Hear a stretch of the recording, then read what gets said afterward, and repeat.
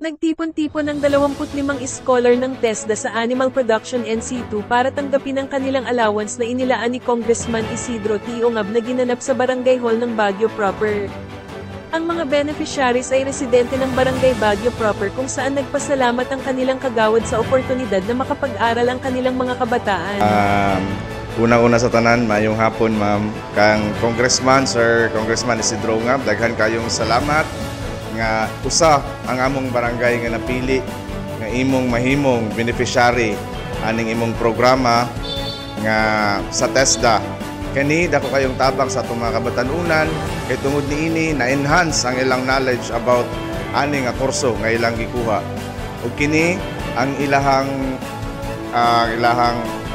ang padulong sa ilahang plano ani kay ang uban ani plano mag-abroad o in the future magamit gihapon nila ni ang ilang kahibalo. Daghan kayong salamat uban sa ato ang kapitan kang Sulito Cap Cajes ug ang Barangay Baguio Council. Dako kayong pasalamat ani nga programa.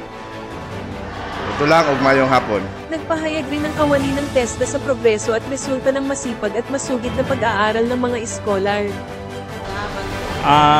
Kaning pag-release allowance, so nagpasalamat gid mi kay Congressman Ongab sa laminigid sa mga staff nga natagan jud og opportunity ang mga kabataan ug ang mga katawhan diri sa Baguio District. So gani karon naami karon kay mag-release sa ilang isa-isa ka mga allowance. So dako kayong kalipay namo in behalf sa partnership sa ni Congressman Ongab ug sa TESDA Wangan.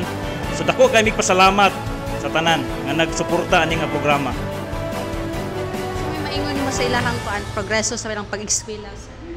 Taas kami expectation ani nila kay dungog yun nila nga naka-eskwela sa TESDA. So sa pagkakaroon, nagid sila expectation nga makakuha silang national certificate or gitawag nga NC2. So nga magamit yun nila labi na gyud og na sila gusto nga mo abroad or mo nerbaho lang sa lokal diri sa Pilipinas. So ang NC2 gyud dako kay nagtabang para sa ilaha. Nagpasalamat din ang isa sa mga scholar ng nasabing kurso. May hapon tayo sa tanan. Ako tayo si Rezin Pinuti, taga Baguio. Isa tayo ko sa mga napili na nini nga programa nga makaapil ani nga programa sa TESDA sa about large animal production. So nakaapil ko ani pinagi ra pud ani nga barangay. So sa ilahang mga functionaries pinagi sa ilahang pagsuporta sa amo isa pud ko nga napili. And then magamit na ko ni pinagi kay aduna pud koy mga hayop nga giatiman. So gamit kay siya sa ako ilabi na sa mga unsaon pag process ilang pagkaon, pag-inject, pag-immunize sa mga hayop. Ug dako kay kog pasalamatan ako unang-una si Konsehal Abet Ongab ug sa atong Barangay Baguio Council. And then daghang salamat ug mayong udto.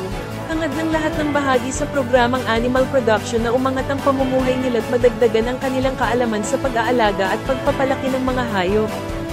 Salamat, Congressman Ongab! Maraming salamat sa panonood.